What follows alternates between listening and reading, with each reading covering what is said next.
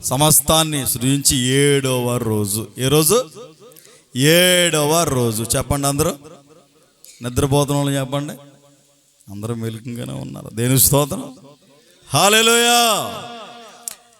7వ రోజు. అదేవిధంగా చూస్తే యెహోషువ 6:4-5 చూడండి. యెహోషువ 6వ అధ్యాయము 4వ వచనాన్ని 5వ వచనాన్ని మనం చూస్తే, అలాగున 6 దినాలు చేస్తూ రావలెను 7 యాజకులు పొట్టేలు కొమ్మ బోరలు పట్టుకుని ముందుగా నడువవలెను. చూడండి, ఇక్కడ చూస్తే 7 యాజకులు దైవ సేవకులు ఏం చేయాలంట? బోరలు పొట్టేలు కొమ్ము బోరలు ఊదాలంట. 7 సార్లు 7 మార్లు వీళ్ళు ఇలా ధ్వని చేస్తూ ఉంటే, ఇదిగో ఆ ఎరుకో గోడలన్నీ ఏమైపోయినాయి? కూలిపోయాయి. చూడండి, 7 అంటే 7 రోజులు. 7 అనే సంఖ్యకు బైబిల్ గ్రంథంలో చాలా ప్రాముఖ్యత ఉంది. అదేవిధంగా చూస్తే నయమాను జీవితంలో దైవ సేవకుడు చెప్తాడు, ఒరే బాబో, ఏమనుకుంటాడంటే ఓ చిన్నది చెప్తుంది. ఎవరండి? ఓ చిన్నది. ఇజ్రాయేలులో నుంచి, దేశం నుంచి వచ్చిన ఒక చిన్నదని రాయబడి ఉంది బైబిల్లో. ఆ చిన్నది చెప్తుంది, ఒకరోజు నయమాను ఎవరికి కనపడకుండా కట్లు ఇప్పుకుంటా ఉన్నాడు చేతికి. చూసింది, కంగారు పడిపోతున్నాడు. బాబు నువ్వు కంగారు పడొద్దు, షోమ్రోను పట్టణములో గొప్ప దైవజనుడు ఉన్నాడు, అక్కడికి వెళ్ళేవనుకో నీ కుష్టు రోగం అంతా తొలగిపోతుంది. సరే బయలుదేరి వెళ్ళాడు. వెళితే ఏమనుకున్నాడంటే, అలా అల్లాడించి చేపెట్టి టచ్ అంటాడేమో తొలగిపోతుందని ఎంతో ఆశతో వెళ్ళాడు. ఈ లోపు ఆయన అన్నాడు, ఒరే నాయన, యోర్దానులోకి వెళ్ళి 7 మార్లు, ఎన్ని మార్లు? 7 మార్లు మునుగు పోద్దని చెప్పాడు. ఈలోగా పనివాడు ఉన్నాడు కదా, ఈయనేం వెళ్ళిపోతానంటాడు. ఆయన అంటాడు, ఒరు బాబు నిన్ను గుళ్ళు గోపురాలు కొట్టించమన్నాడా, లేదా 100 మందికి భోజనాలు పెట్టమన్నాడా, ఏమంటే ఊరంతా పిలిచి మేకలు నేటి ఏటలు నేసి పలవా పెట్టమన్నాడా, 7 మార్లు ములుగమన్నాడు. నడేయా ములుగుదాము అనేసి తీసుకువెళ్ళి ఏదో రకాన్న మునిగేడు ఎట్లుగా చేశాడు. మునిగిన తర్వాత ఏమైంది? 7వసారి మునిగిన తర్వాత తన దేహమంతా పసిపిల్ల దేహం వల్ల అయిపోయింది. 7 మార్లు. చూడండి, అలాగే యేసు ప్రభు సిలువలో మిట్ట మధ్యాహ్నం వేళ 9 గంటల నుండి రమారమి మధ్యాహ్నం 3 గంటల వరకు ఆయన 7 మాటలు చూసారా అన్న? ప్రైజ్ లేడ్ అన్న. 7 సార్లు 7 మాటలు ప్రభు మాట్లాడాడు. చూడండి, 7. అలాగే అపోస్తలుడైన పౌలు 7 సంఘాలు కట్టారు. అలాగే ప్రకటన గ్రంథంలో యోహాను గారు 7 సంఘాల గురించి మాట్లాడుతూ ఉన్నాడు. చూడండి, 7 సార్లు 7 మార్లు. ప్రియమైన దేవుని ప్రజలారా, అంటే ఈ పాత గ్రంథంలో ఈ సంఖ్యకు పరిపూర్ణమైనటువంటి సంఖ్య కనుక చాలా ప్రాముఖ్యత ఉంది. అలాగే క్రొత్త నిబంధనలో కూడా యేసు ప్రభు 7 సార్లు 7 మాటలు సిలువలో పలికారు. అందుకని దైవ సేవకులు వసంతరావు గారు 7 వారాల పాటు ప్రార్థన పెట్టించుకున్నారు. ఎందుకో తెలుసా? మిమ్మల్ని అందరూ పిలుచుకుని, దైవ సేవకులు పిలుచుకుని దేవుని స్వార్థను ప్రకటన చేయాలని, దేవుని మాటలు అందించాలని, వారికి ఉన్న అవసరత కొరకు అందరి ప్రార్థన కావాలని కోరుకున్నారు. ఇది చివరి రాత్రి. Praise the lord. హల్లెలూయా. ఎందుకురా బాబు అంటే, వారి జీవితంలో పొందుకోవలసినటువంటి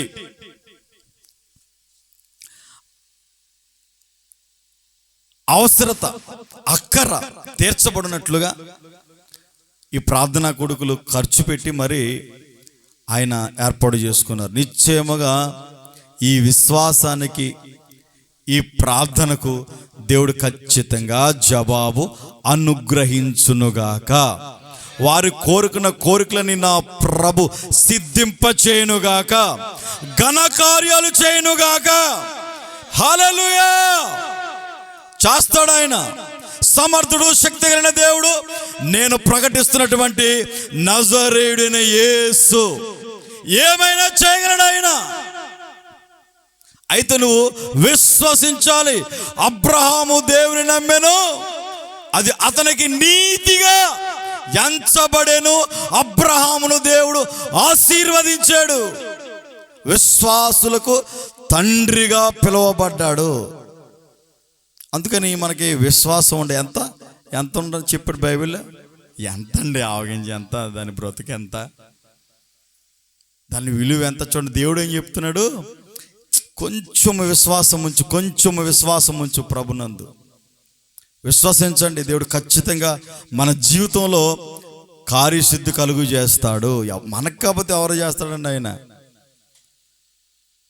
నమ్మదగిన దేవుడు. ఆయన ఎవరో, ఆయన పేరు నమ్మదగిన దేవుడు. ఆయన మనుషుల్ని నమ్మేవా, నిన్ను అట్టేట్లో ముంచేస్తారు, ఇక్కడే ఉండంటారు, మళ్ళీ అడ్రస్ ఉండరు.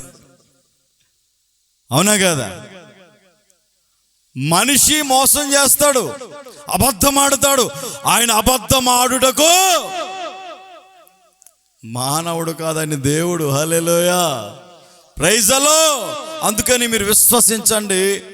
ఇది ఇక్కడికి వచ్చినటువంటి మీ కోరికలను కూడా దేవుడు సిద్ధింపచేయునుగాక. మిమ్ములను, మీ కుటుంబాలను నా దేవుడు ఆశీర్వదించునుగాక, దీవించునుగాక. ఆమేన్. అబ్రహామును ఆశీర్వదించిన దేవుడు మిమ్ములను, ఈ ప్రాంతాన్ని అంతటిని నా దేవుడు దీవించునుగాక, ఆశీర్వదించునుగాక. ఆశీర్వాదాలు పొందుకోవడానికే మనం పుట్టించాడు ఆయన. ఏం పొందుకోవడానికి? అనుభవించడానికి, సొంతం చేసుకోవడానికి ఆయన మనం పుట్టించాడు. 7 అనే సంఖ్యకు ఇంత ప్రాముఖ్యత ఉంది.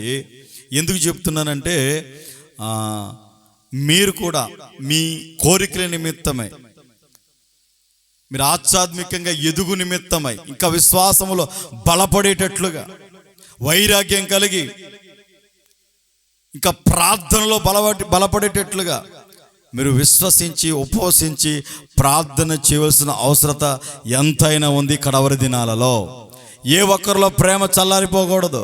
బైబిల్ గ్రంథం రాయబడింది, ప్రభు వచ్చినప్పుడు అనేకుల ప్రేమ చల్లారిపోతుందని చదివేవి కదా. మరి చల్లారిపోకూడదు మనలో. చదివింది ఎందుకు? మనం చదువుకున్నది ఎందుకు? ఆ విశ్వాసం ఉంచితే వాక్యం మీద మనలో ఎందుకు చల్లారిపోద్దు? ప్రేమ చల్లారిపోదు, చల్లారిపోనివ్వకూడదు. దేవుని స్తోత్రం. ఆయన వచ్చేంత వరకు ఓపికతో, సహనముతో, మన భక్తి శ్రద్ధలతో, విశ్వాసముతో భక్తి చేయగలిగితే మన యేసయ్య త్వరగా రాబోతూ ఉన్నాడు. హల్లెలూయా. ఆయన ముందుగానే ప్రతిదీ మనకు బయలుపరిచాడు. ఎప్పుడో బయలుపరిచాడు బైబిల్ గ్రంథంలో. పరిశోధన చేయవలసిన అవసరంలా. ఇప్పుడు ఇస్రో ఇలాంత పరిశోధన చేస్తూ ఉంటే ఎక్కడదా ఈ జ్ఞానం అంటే బైబిల్లోది జ్ఞానం. బైబిల్లో రాయబడింది ప్రతిదీని సరిచూస్తూ ఉన్నారు. ఈ గ్రంథం అందుకనే హోలీ బైబిల్, పరిశుద్ధమైన గ్రంథము. దేవుని స్తోత్రం. వాళ్ళు చెప్పేదేంటి? దేవుడు ముందుగానే చెప్పాడు మనకి. చెప్పాడే లేదా? చెప్పాడైనా. రాజ్యం మీదకి రాజ్యం లేస్తుంది, కరువులు, భూకంపాలు వస్తాయి, చంద్రుడు నలుపైపోతాడు, సూర్యుడు ఎరుపైపోతాడు, నక్షత్రాలు రాలిపోతాయి. ఇవన్నీ ముందుగానే. అయితే మీరు వాటిని చూసి భయపడవద్దు. మనం భయపడాల్సిన పని ఏముంది? వాక్యం చదివితే అయ్యగారు చెప్పినట్లు. అందుకు విశ్వాసముతో మనము నిలిచి ఉండగలిగితే, ప్రార్థన చేయగలిగితే ప్రభు తప్పకుండా మన కోరికలన్నీ తీరుస్తాడు. ఆయన దాచిపెట్టిన మేలు ఎంతో గొప్పది. ప్రైజ్ ద లార్డ్, హల్లెలూయా. అందుకని 7 రోజులు ఇలా ప్రార్థన కూడికను ఏర్పాటు చేసుకున్నారు. దేవుడు నిశ్చయముగా ఈ ప్రార్థనకు ప్రతిఫలము నా దేవుడు అనుగ్రహించునుగాక. ఇంటి స్థలాన్ని నా ప్రభు దయచేయునుగాక. ఓ యోగ్యమైన గృహాన్ని ప్రభు అనుగ్రహించునుగాక. ఓ నూతనమైన మందిరాన్ని ప్రభు దైవ సేవకులకు అనుగ్రహించునుగాక. ఆమేన్. ఇది ఉపోద్ఘాతం. దేని స్తోత్రం. ఒక 10 నిమిషాలు దేని వాక్యాన్ని ధ్యానం చేద్దాం. కీర్తన గ్రంథము 91వ కీర్తన 15-16. అతడు నాకు మొరపెట్టగా నేను అతనికి ఉత్తరం ఇచ్చేదను, శ్రమలో నేను అతనికి తోడై ఉండెదను, అతను విడిపించి అతని గొప్ప చేసేదను, దీర్ఘాయువు చేత అతనిని తృప్తిపరచెదను, నా రక్షణ అతనికి చూపించెదను. హల్లెలూయా. శ్రమలో తోడై ఉండే దేవుడు. ఏ దేవుడు? మన దేవుడు. నీకు శ్రమ వచ్చింది, ఇబ్బంది వచ్చింది, ఓ 10,000 అవసరం అయ్యింది, నువ్వు ఎక్కడ అడుగుతావు ఏమోనని చెప్పేసి నీకు కనబడకుండా పారిపోతారు.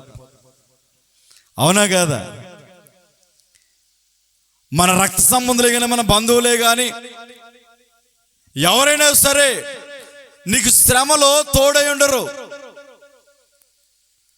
ఆపత్కాలంలో నిన్ను ఆదుకోరు. మరి ఎవర్రా బాబు శ్రమలో తోడై ఉండేవాడంటే? ఇదిగో మనం ఆరాధిస్తున్నటువంటి నజరేయుడైనటువంటి యేసు. హల్లెలూయా, హల్లెలూయా.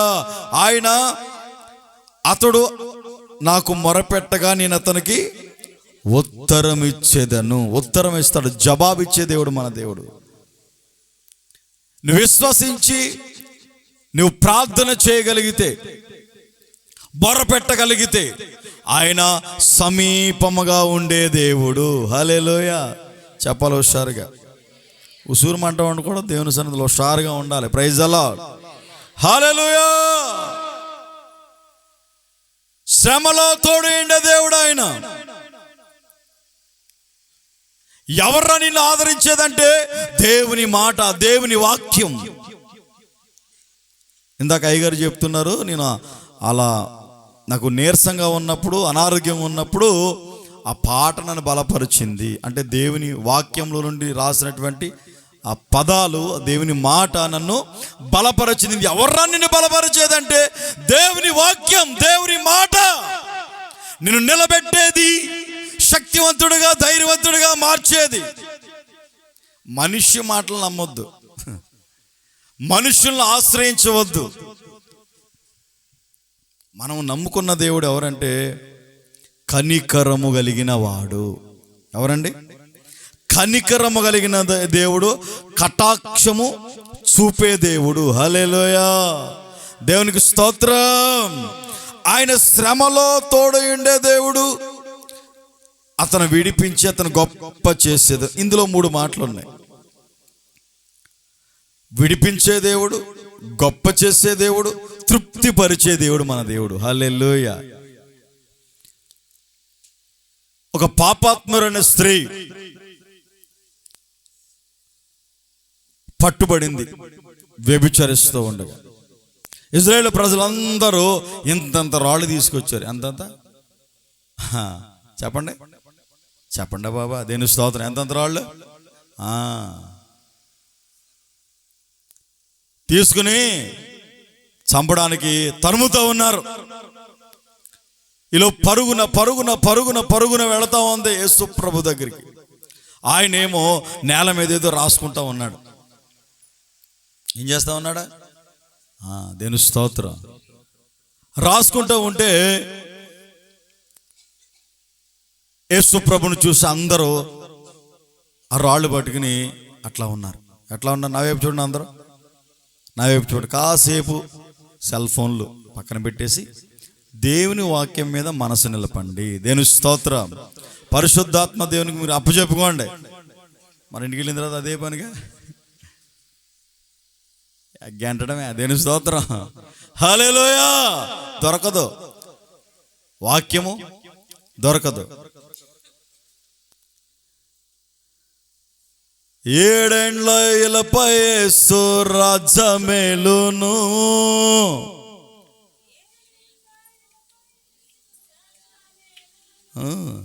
7 ఏండ్ల లోకం మీదకు ఈ సువార్త మూయబడెను, ఈ సువార్త మూయబడెను, వాక్యమే కరువగును, వాక్యమే కరువగును. యేసు రాజుగా కొట్టు హుషారుగా భూలోకమంతా తెలుసుకుంటారు. రవి కోటి తేజుడు, రమ్యమైన దేవుడు,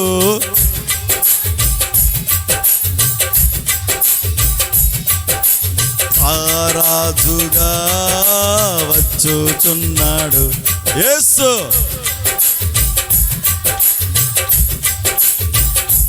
యేసు రాజుగా వచ్చుచున్నాడు, భూలోకమంతా తెలుసుకుంటాడు. హల్లెలూయా.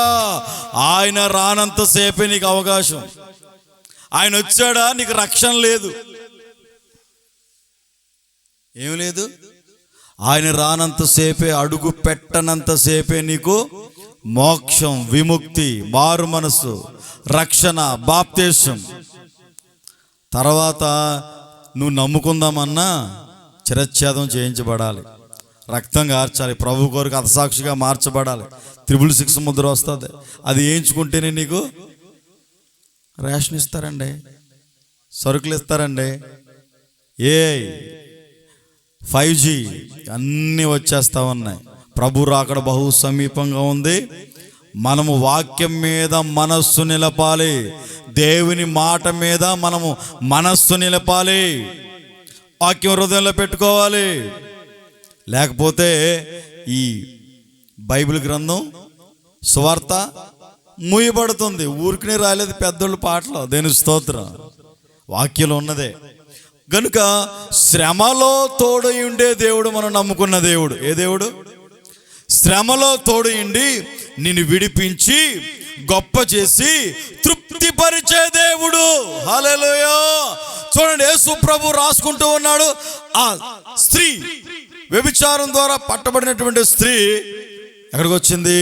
నేరుగా యేసయ్య దగ్గరకు వచ్చింది. ప్రజలందరూ, ఇశ్రాయేలు అందరూ ఎంతెంత రాళ్ళు, ఎంతెంత రాళ్ళు, పెద్ద పెద్ద రాళ్ళు అండి, విసిరి కొట్టడానికి, కొట్టి చంపడానికి. మోసే ధర్మశాస్త్రం ఏంట్రా బాబు అంటే, ఇజ్రాయేల్ ప్రజల్లో చట్టం ఏంట్రా బాబు అంటే, వ్యభిచారం చేస్తే ఏం చేయాలి? రాళ్లతో కొట్టి చంపాలి. ఏం చేయాలి అయ్యగారు? రాళ్లతో కొట్టి చంపాలి. అందుకని ఏం చేశారు ఈ పెద్ద మనుషులు అందరూ? చెప్పండా బాబా, రాళ్ళు పట్టుకుని వచ్చారు. పెద్ద మోనగాళ్ళు వీళ్ళు, పెద్ద ఏదో నీతి మంతుల్లాగా వచ్చారు. వచ్చిన తర్వాత ఆమె ఏడుస్తూ ఉంది. ఏడుస్తూ ఉంటే ఆయన అన్నాడు, అమ్మా నీ విస్తారమైనటువంటి పాపాలు క్షమించబడ్డాయి, ఇక నుండి నీవు పాపం చేయకు. చూడు, వ్యభిచార స్త్రీ ఏమైంది? విడిపించబడింది. పాపంలో నుండి, శాపంలో నుండి బయటకు వచ్చేసింది, నీతిమంతురాలుగా మార్చబడింది. హల్లెలూయా. ఆయన విడిపించే దేవుడు ఎవరిలో తెలుసా? పాపములో ఉన్నవారిని, శాపములో ఉన్నవారిని, అక్రమములో ఉన్నవారిని ఆయన విడిపించే దేవుడు. హల్లెలూయా. శ్రమ వచ్చింది, రాళ్లతో కొట్టి చంపేస్తారు. ఒక 5 నిమిషాలు ఆగితే ఏం చేశాడు ఆయన? శ్రమలో విడిపించాడు. విడిపించాడు లేదా? విముక్తి కలుగు చేశాడు. హల్లెలూయా. అక్కనే అలా కొట్టు, దేని స్తోత్రం చెప్పు. హల్లెలూయా. Praise the lord. ఏం చేసి ఆయన ఎవరంటే శ్రమలో నిన్ను విడిపించే దేవుడు. ఆమె జీవితం బాగుపడిందా లేదా? విముక్తి, ప్రాణాల నుండి వారి చేతిలో రాళ్లతో కొట్టి చంపబడకుండగా ప్రభు ఏం చేశాడు? విడిపించాడు. హల్లెలూయా! విడిపించాడా లేదా? చెప్పండి బాబా. దేవుని స్తోత్రం. ఆకలేతన వాళ్ళు అందరూ దేవుని స్తోత్రం చెప్పండి. ఆకలేతన్న వాళ్ళు హల్లెలూయా, దేవుని స్తోత్రం. ఆత్మీయ దాహం ఉండాలి. ఏముండాలి? ఆత్మీయ దాహం ఉందనుకో, యేసు ప్రభు ఇలాగే ఏం చేశాడంటే ఒక అరణ్యంలో ప్రార్థనలు పెట్టాడు. అప్పటికి ఎన్ని రోజులు అయిపోయింది అయ్యగారు? 3 days అయిపోయింది. 3 రోజులు వాక్యమే అంటున్నారు వాళ్ళు. అప్పుడు యేసు ప్రభు ఏం చేశారంటే, ఒరు బాబు 3 రోజులు నా దగ్గరే ఉన్నారు, మంచిగా వాక్యం విన్నారు, నేను చెప్పి మాటలు విన్నారు, వీళ్ళని కొంచెం ఆహారం పెట్టి బలపరుద్దాం, లేకపోతే మధ్యలో ఎక్కడ పడిపోతారేమో అని చెప్పేసి యేసుప్రభు ఏం చేశారండి? ఎప్పుడు? 3 రోజుల తర్వాత. దేవుని స్తోత్రం చెప్పండి. మానవుళ్ళు అరగంట లేట్ అయిందంటే టైం ఎంత అయిందండి? వసంతరావు గారా, అయిపోతుంది, నీకు బుద్ధి ఉందా? మామూలు పిలిచో 10ంటికి అన్నం పెడతాము, మాకు తినాలా, తర్వాత అరగాల. Praise the lord. ఏం చేశాడు యేసయ్యా? 3 రోజులు ఉపవాస ప్రార్థన పెట్టి వాక్యం చెప్పి అప్పుడు ఇట్టాడు. ఏమి ఇట్టాడు? 2 రొట్లు చేపలు పెట్టాడు లేదా? సమృద్ధి. హల్లెలూయా! మీకు సమృద్ధిగా ఆహారం ఉంది. మరి ఏముండాడు ఆయన? గుమ్మగుమ్మలాడేస్తుంది. కొంచెం లేట్ అయిందనుకో, ఓ ముక్క వేసేయచ్చు. దేని స్తోత్రం. ఓ ముద్ద వేసేయచ్చు. హల్లెలూయా చెప్పాలి. దేని స్తోత్రం. చెప్పమంటారా ఆపేయమంటారా? చెప్పండి. ఉన్నది దేని స్తోత్రం చెప్పండి. ఓకే, మెజారిటీ ఉందండి. Praise the Lord. అయితే కొనసాగిద్దాం. ఆయన విడిపించే దేవుడు. ఏ దేవుడు? ఎప్పుడు రా బాబు అంటే శ్రమలో. ఎప్పుడు? శ్రమలో విడిపించే దేవుడు ఆయన. చూడండి, వాళ్ళందరూ ఏం చేశారంటే పెద్ద పెద్ద రాళ్ళు తీసుకుని వచ్చారు. ఏడుస్తా ఉంది, పశ్చాత్తాప పడుతూ ఉంది.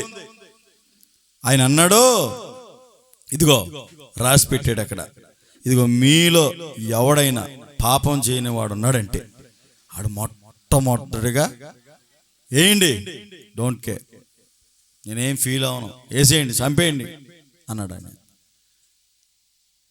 వీళ్ళందరూ ఏం చేశారంటే ఒక్కడు రాడు వేయలేదండి. దేని స్తోత్రం. ఒక్కడు బెడ్డ ముక్క వేయలేదు. ఎందుకు రాబోమంటే వీళ్ళందరూ ఎవరో రహస్యమైన పాపములు చేస్తున్న వాళ్ళు. పైకి ఇందాక అయ్యగారు చెప్పారు ఏంటంటే వేషధారులు. ఎవరండి? వేషధారులు. వీళ్ళంతా కనబడకుండా పాపం చేస్తున్నారు. ఒక్కడు కూడా వేయలేదు రాడు. ఎందుకంటే వీళ్ళందరూ ఎవరంటే పాపాత్ములు. నోరు మూసుకుని రాళ్ళు అక్కడ పడేసి వెళ్ళిపోయారంతే తిన్నంగా. ఒక్కడ కనబడలా. దేని స్తోత్రం. అదిగో ఆయన మాట అంటే అంత శక్తి కలిగినది. హల్లెలూయా. ఆమెను దేవుడు ఏం చేశాడు? విడిపించాడు. పాపాత్మురైన స్త్రీ, ఆమె జీవితం ఏమైంది? ధన్యకరంగా మార్చబడిందండి. అమానవిక నుండి పాపము చెయ్యవద్దు. మానండి పాపం, మారు మనసు పొందండి. ప్రభు రాబోతూ ఉన్నాడు. పద్ధతులు మార్చుకోండి, బ్రతుకును మార్చుకోండి, జీవితాన్ని మార్చుకోండి. ఆయన రక్తం ద్వారా కడగబడండి. పరిశుద్ధుల సహవాసములో నిలిచి ఉండండి. అపోస్తుల బోధలో నిలిచి ఉండండి. హృదయాలు మార్చుకోనండి. ఆయన ఏం చేశాడంటే, మన దేవుడు ఎవరో తెలుసండి? క్షమించే దేవుడు అండి. ఎవరు? ఎంతటి ఘోరమైన పాపినైనా క్షమించగలిగిన వాడు ఒకే ఒక్కడు, మనం ఆరాధిస్తున్నటువంటి నజరేయుడైన యేసు. ఎవడు? ఈ భూమి మీద ఎన్ని గ్రంథాలు చదవండి, ఎక్కడ ఏ దేవుడు లేడు. మనం నమ్ముకున్న దేవుడు మన కొరకు రక్తము కార్చిన దేవుడు, ప్రాణం పెట్టిన దేవుడు, మృత్యుంజయుడే మనల్ని అందరం విడిపించడానికి, మరణ శాపము నుండి మనల్ని తప్పించడానికి ఆయన మృత్యుంజయుడే, మరణ తిరిగి లేచున్న దేవుడు. ఆయన సమాధిలో లేడు, లేచి ఉన్నాడు. ఆయన సజీవుడు, సర్వశక్తి కలిగిన దేవుడు, పరిశుద్ధుడు, మనం ఆరాధించే దేవుడు. హల్లెలూయా. అంత గొప్ప దేవుణ్ణి నమ్ముకున్నాం మనం, అంత గొప్ప దేవుణ్ణి నమ్ముకున్నాం మనం. మీరు ఎంతైనా ధన్యులండి రాత్రి. హల్లెలూయా. నా దేవుడు మిమ్మల్ని అందరినీ ఆశీర్వదించునుగాక, దీవించునుగాక, గొప్ప చేయునుగాక, విడిపించునుగాక. మీకున్న శ్రమలో, బంధకాలలో, ఆర్థిక పరిస్థితుల్లో నుండి, అప్పుల బాధల్లో నుండి నా దేవుడు మిమ్మల్ని అందరినీ విడిపించునుగాక, విడిపించునుగాక. ఆమేన్. రెండవదిగా గొప్ప చేసే దేవుడు. ఒకటేం చెప్పాను? విడిపించే దేవుడు. చెప్పండి అందరూ. సెకండ్ ఇవ్వండి అక్కకి. సెకండ్ విడిపించే దేవుడు. ఏ దేవుడు అన్నా? అయ్యారు విడిపించే దేవుడు. చెప్పండి ఆయనకి. మీరు చెప్పుకోండి ఒక్కొక్కరు. దేవుని స్తోత్రం చెప్పుకోండి. అయ్యా బాబా, నేను ఏమన్నా ఇంగ్లీష్లోనే చెప్పనా మళ్ళీని? దేవుని స్తోత్రం. ఆయన ఏ దేవుడైనా చెప్పాలి, విడిపించే దేవుడు. మళ్ళీ వస్తాను, మరలా నేను చెప్పిన ప్రసంగం మైండ్లో ఉండాలి, మీకు గుండెల్లో ఉండాలి, హృదయంలో ఉండాలి, నిలిచి ఉండాలి. హల్లెలూయా. ఏ దేవుడు? విడిపించే దేవుడు. చెప్పండి. First one. సెకండ్ వన్ గొప్ప చేసే దేవుడు. ఏ దేవుడు? గొప్ప చేసే దేవుడు. చెప్తాను వినండి. అబ్రహాముకి ఒక కుమారుడు ఉన్నాడు. ఒకరా ఇద్దరా? ఇద్దరున్నారండి. దేని స్తోత్రం. ఒకరేమో హాగరుకి పుట్టినటువంటి ఇష్మాయేలు, రెండో అయినా సారాకి, సారా పుట్టిన వారికి సొంత కుమారుడు. దేని స్తోత్రం. దాసి కుమారుడు. పక్కన పెట్టండి సబ్జెక్టు. ఓకే. ఇప్పుడు ఒక్కగాని ఒక కుమారుడు ఇస్సాకు. ఒకరోజు వారి తండ్రి గారి భూభాగంలో అంతకుముందు త్రవ్వినటువంటి నుయ్యలు, నుయ్యలు అంటారు కదా, నూతులు, మనం చాదేసుకుని నీళ్లు తొడిగిన వాళ్ళం కదా, బావులు. ఓకే, మన మాస్టర్ ఉన్నారు ఇక్కడ. దేని స్తోత్రం. ప్రొనౌన్సెస్ సరి చేస్తాడు ఆయన. హల్లెలూయా. అట్లాగే మనం నేల నుయ్యలు తోగుకునే వాళ్ళం మనం కదా. ఏం గుర్తు లేనట్టు, మాకేం తెలియదు అన్నట్టు అట్లా ఉన్నారండి మీరు. దేని స్తోత్రం. ఇలా ఒక ఆమెంట దూర ప్రాంతం వెళ్ళిందంట. ఆమె ఏం చేసేదంటే, అప్పుడు ఆళ్ళ కళ్ళల్లో వీళ్ళ కళ్ళల్లో ఏమంటే ధాన్యం జల్లించుకుని జల్లెడితో శుభ్రంగా అంత ఉడకబెట్టుకుని తినేది. దేవుని మహాకృపను బట్టి ఇతర దేశాలు వెళ్ళింది. ఎక్కడికి వెళ్ళింది? వెళ్ళి బాగా సంపాదించుకొచ్చింది. ఇండియాకి వచ్చింది. ఎక్కడికి వచ్చింది? ఇండియా సొంత ఊరికి వచ్చింది మొత్తం మీద. ఈ లోపు అందరూ కొడవలు పట్టుకుని, క్యారేజీలు పట్టుకుని, టవళ్ళు ఎట్టుకుని అందరూ పనికి వెళ్తున్నారు. ఎక్కడికి వెళ్తున్నారు? ఈమె ఎప్పుడు పనికి వెళ్ళినట్టు, ఒడ్లంటే తెలియనట్టు ఏమంటుందంట. వెళ్ళింది చేనుగాడికి. ఎక్కడికి వెళ్ళింది? వరి చేనుగాడికి. ఒడ్లు మొలిసి చెట్లు ఇయ్యనా అంటుందంట. ఏంటంటే ఒడ్లు మొలిసి చెట్లు ఇయ్యనా? ఏం చేసింది ఇంతకుముందు? కళ్ళాలు దుడుచుకునేదా? కొంతమంది పరిస్థితి అట్లా ఉంది. దేని స్తోత్రం. హల్లెలూయా. ఆయన విడిపించే దేవుడు, గొప్ప చేసే దేవుడు. అలా ఇస్సాకు ఏం చేస్తున్నాడంటే, తన తండ్రి తవ్వించిన బావులు తవ్వుతూ ఉన్నాడు, పంట వేస్తా ఉన్నాడు, విస్తరణ పంట పండుతూ ఉంది. ఈ లోపు శత్రు ఫిలిష్తీయులు వచ్చి, మాయి ఈ నుయ్యులు, మావి ఇవి, నువ్వు ఎక్కడి నుంచి వచ్చి ఇక్కడికండి ఇక్కడ వ్యవసాయం చేస్తున్నావు అని చెప్పేసి ఇస్సాకును ఏమండి అతను గొడవ పడుతూ ఉన్నారు. ఈ ఇస్సాకు ఏం చేశాడంటే జగడం ఆడలేదు. హల్లెలూయా. ఏం చేయలేదు? జగడం ఆడకుండా మరలా ఇంకో ప్రాంతాలకు వెళ్ళిపోయి అక్కడ మరలా నూతులు తవ్వకుండా నీళ్ళు వస్తా ఉన్నాయి, జలలో గలగల ఊటలు వస్తా ఉన్నాయి. హల్లెలూయా. ఊటలు నాదు ఊహలు నా యేసు రాజా నీలోనే ఉన్నవి. హల్లెలూయా. టైం అయిపోద్ది. దేని స్తోత్రం. అలా తవ్వుతూ ఉన్నాడు, జల్లగల్ల ఓట్లు వస్తూ ఉన్నాయి, పంట పండుతూ ఉంది, 100 పంట పండుతూ ఉంది. దేని స్తోత్రం. దేవుడు గొప్ప చేస్తూ ఉన్నాడు, ఇస్సాకుని ఆశీర్వదిస్తూ ఉన్నాడు. ఎక్కడ అడుగు పెట్టినా ఆశీర్వాదమే, ఎక్కడ అడుగు పెట్టినా దీవెనే. ఇక ఈ ఇస్సాకుని చూసి ఎక్కడికి వెళ్ళింటారా బాబు వీడు ఆశీర్వదించబడుతున్నాడని చెప్పేసి, ఇతనితో మనం పెట్టుకోవడం మంచి పద్ధతి కాదని చెప్పేసి అతనితో స్నేహపూర్వకంగా కలవడానికి వెళ్ళారండి వీళ్ళందరూ, శత్రువులందరూ. దేని స్తోత్రం. హల్లెలూయా. శత్రువుల ఎదుట ఆయన నిన్ను గొప్ప చేసే దేవుడు. హల్లెలూయా. గొప్ప చేసే దేవుడు మన దేవుడు. అలా యోసేపుని చూడండి, ఫరో యొద్ద జైలు వేయబడ్డాడు. ఓ దర్శనం వచ్చింది, కల వచ్చింది, పానదాయకులకు చెప్పాడు, విడిపించబడ్డాడు. జైల్లో ఉన్న తీసుకుని వచ్చి దేవుడు ఏం చేశాడు? గొప్ప చేశాడు, ఆహార శాఖగా మంత్రిగా మార్చేశాడు. దేనికి స్తోత్రం. గొప్ప చేసే దేవుడు. ఆయన నమ్ముకుంటే యోసేపు పాపం చేయలేదు. యోసేపు ఆ యజమానుడు భార్య అంటుంది, నువ్వు చాలా అందంగా ఉన్నావు, గొప్పగా ఉన్నావు, రా పాపం చేద్దాం అంటుంది. ఏయ్, నా దేవుడు చూచుచున్నవాడు అని భయముతో షట్టు ఆమె చేతిలో ఉంచి వెళ్ళిపోయాడు తప్ప పాపము చేయలేదు. అందుకని దేవుడు ఏం చేశాడు? గొప్ప చేశాడు. హల్లెలూయా. అన్ని దేశాల వాళ్ళు ఎక్కడికి వస్తూ ఉన్నారు? యోసేపు దగ్గరకు వస్తున్నారు ఆహారాన్ని తినడానికి. అప్పుడు కల వచ్చింది, 12 పనలు నిలబడ్డాయంటే వాళ్ళ డాడీ అంటే, ఎరా నీకు నేను నమస్కారం చేస్తానా అన్నాడు యాకోబు. అన్నదమ్ములు మీ అందరం కలిసి నమస్కారం చేస్తామా అని ఇదిగో చెప్పిన వాళ్ళందరూ యోసేపు దగ్గరికి వెళ్ళారండి. దేని స్తోత్ర. అన్నదమ్ముల రక్త సంబంధం కన్న తండ్రి యోసేపుని ఎగతాళి చేశారు. దర్శనాన్ని ఇచ్చాడు దేవుడు, కళ చూపించాడు.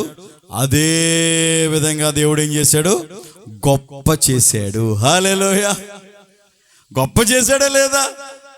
తండ్రి అన్నలు అందరూ వెళ్ళి చేతులు కట్టుకుని గోని సంచి రెడ్డికి నిలబడ్డారు. అర్థమైంది మీకు? చదివితే అర్థమవుతుంది వాక్యం. అయ్యగారు చెప్పారుగా, చదవండి.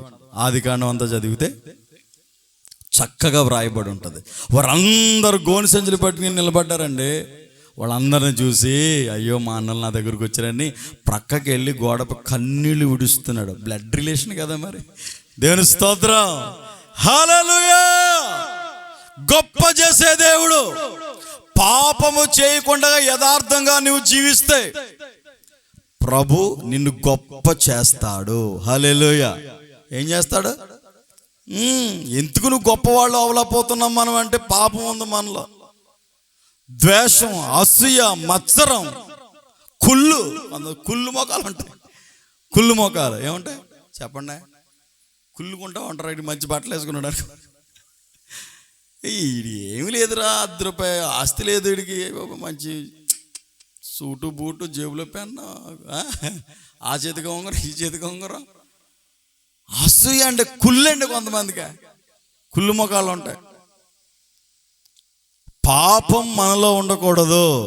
యథార్థంగా మనం ప్రార్థన చేస్తే, విశ్వసిస్తే ప్రభు మనల్ని చూసి, మన యథార్థను చూసి, మన భక్తిని చూసి ఆయన గొప్ప చేయటం మొదలు పెడతాడు. హల్లెలూయా.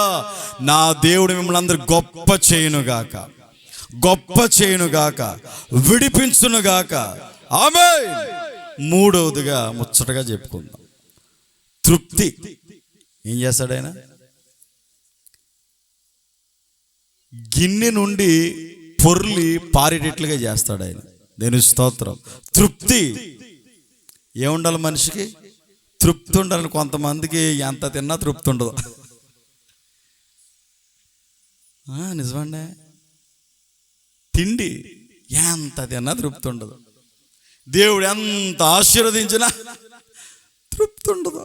ఏముండదు చెప్పండి బాబా, దేని స్తోత్రం. తృప్తి ఉండదు. ఆయన తృప్తి పరిచే దేవుడు. హల్లెలూయా. తృప్తి పరిచే దేవుడు, నీ సంతోషంగా ఉంచే దేవుడు, ఆశీర్వదించే దేవుడు, ఆయన సమృద్ధి కలుగు చేసే దేవుడు, మనం నమ్ముకున్న దేవుడు.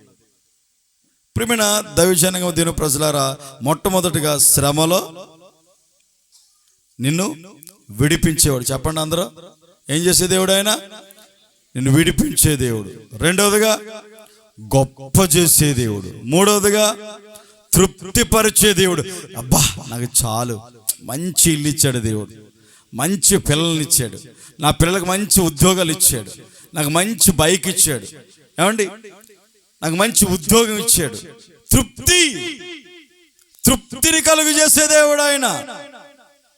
ఎక్కడికి వెళ్ళినా తృప్తి ఉండదు నీకు. దేవుని మందిరానికి వెళితే నీకు తృప్తి దొరుకుతుంది. హల్లెలూయా. దేవుని సన్నిధిలో ఆరాధన చేస్తే నీకు తృప్తి కలుగుతుంది, సంతోషం కలుగుతుంది, ఆనందం కలుగుతుంది. ఎక్కడ దొరుకుతుంది అంటే తృప్తి మందిరంలో దొరుకుతుంది. ఎక్కడ దొరుకుతుంది చెప్పండి అందరూ. నువ్వు ఇంటికి వెళ్ళు, ప్రశాంతంగా నవ్వుతూ ఉన్నారు మీరు అందరూ, నవ్వండి ఒకసారి. అబ్బా ఎంత ఆనందంగా ఉన్నారంటే, చాలా బాగున్నారు మీరు నవ్వుతూ. ఇంటికి వెళ్ళు, ఆ ప్రశాంతత, ఆనందం, ఆ సంతోషం నీకు దొరకదు. మళ్ళీ రేపు నీ గురించి ఏం చేయాలి ఏంటి అని ఆలోచించుకుంటూ ఉంటాను. నీ మైండ్ అంతా ఖరాబ్ అయిపోద్ది. ఎంత ఆనందమో దేవుని సన్నిధిలో, దేవుని మందిరంలో ఉంటుంది తృప్తి. హల్లెలూయా. ఓ పాట పాడితే, ఆరాధన చేస్తే, వాక్యం వింటే, ప్రార్థన చేస్తే నీ హృదయానికి, నీ మనస్సుకు ఏం కలుగుతుంది? తృప్తి కలుగుతుంది, నెమ్మది కలుగుతుంది, ప్రశాంతత వస్తుంది. ఎక్కడంటే దేవుని మందిరములో. హల్లెలూయా. దేవుని సన్నిధిలో. హల్లెలూయా. అలా మనం మన జీవితాన్ని కొనసాగించాలండి. ఎందుకో తెలుసా? ఆయన త్వరగా రాబోతున్నాడు కనుక మనము ఈ 3 అనుభవాలు కలిగి మనం ఉండాలి. పాపములో నుండి విడిపించబడాలి. విడిపించి ఆటోమేటిక్గా నీవు గొప్ప చేయబడతావు, ఆశీర్వదించబడతావు. పాపాన్ని విడిచిపెట్టావా? త్రాగుని విడిచిపెట్టావా? జూదాన్ని విడిచిపెట్టావా? వ్యభిచారాన్ని విడిచిపెట్టావా? వీటన్నిటిని విడిచిపెడితే నిన్ను దేవుడు ఖచ్చితంగా గొప్ప చేస్తాడు. దేని స్తోత్రం. నీవు, నీ పిల్లలు, నీ భార్య, నీ కుటుంబం అందరూ సంతోషంగా ఉంటారు. ఎందుకో తెలుసా? త్రాగుడు మానేవంటే 800 వస్తుంది, నువ్వు 500 రూపాయలు తాగేస్తావు, 300 రూపాయలు ఇంటికి తీసుకెళ్తావు. ఏమొస్తుంది 300 రూపాయలకి? సరిగ్గా పిల్లలకి భోజనం పెట్టలేని పరిస్థితి, సరైన బట్టలు కొనిలేని పరిస్థితి, పిల్లలు బాగా చదివించలేని పరిస్థితి. వీటన్నిటినీ పాపంతో కూడిన అలవాట్లన్నీ మనిషి ఏం చేయాలి? విడుదల పొందాలి దాని నుండి, ఆ పాపం నుండి. అప్పుడు నువ్వు ఆశీర్వదించబడతావు, గొప్ప చేయబడతావు. Praise the lord. తృప్తిగా ఉండగలుగుతావు. చక్కగా పప్పుచారు, ఆమ్లెట్ వేసుకుని నీవు, నీ పిల్లలు అందరూ ఆదివారం మందిరానికి వెళ్ళి వచ్చి అంత అన్నం తిన్నామంటే ఎంత ఆనందంగా ఉంటుందండి. దేని స్తోత్రం చెప్పండి. ఈడేమో అక్కడ పడిపోయి ఉంటాడు. ఈ భార్య పిల్లలు వెళ్ళి తీసుకురావాలి. కుటుంబం ఏం బాగుంటుంది? నెమ్మది ఎక్కడ ఉంటుంది? తృప్తి ఎక్కడ ఉంటుందండి? ఎక్కడ దొరికేదంటే దేవుని మందిరంలో దొరుకుతుంది నీకు సంతోషం, ఆనందం. హల్లెలూయా. హల్లెలూయా. దేవునికి స్తోత్రం. ఒకటి విడిపించే దేవుడు, గొప్ప చేసే దేవుడు, తర్వాత తృప్తి పరిచే దేవుడు. ఈ మాటలు నా దేవుడు మీ హృదయంలో నీరు కట్టి ఫలింప చేయునుగాక. ఆమేన్. హల్లెలూయా. సమయం లేదు కనుక మరోసారి చక్కగా దీని వాక్యాన్ని మనం ధ్యానం చేద్దాం. అందరూ లేచి నిలబడండి. ఈ ప్రార్థన కొడుకుని మనం ముగించుకుందాం.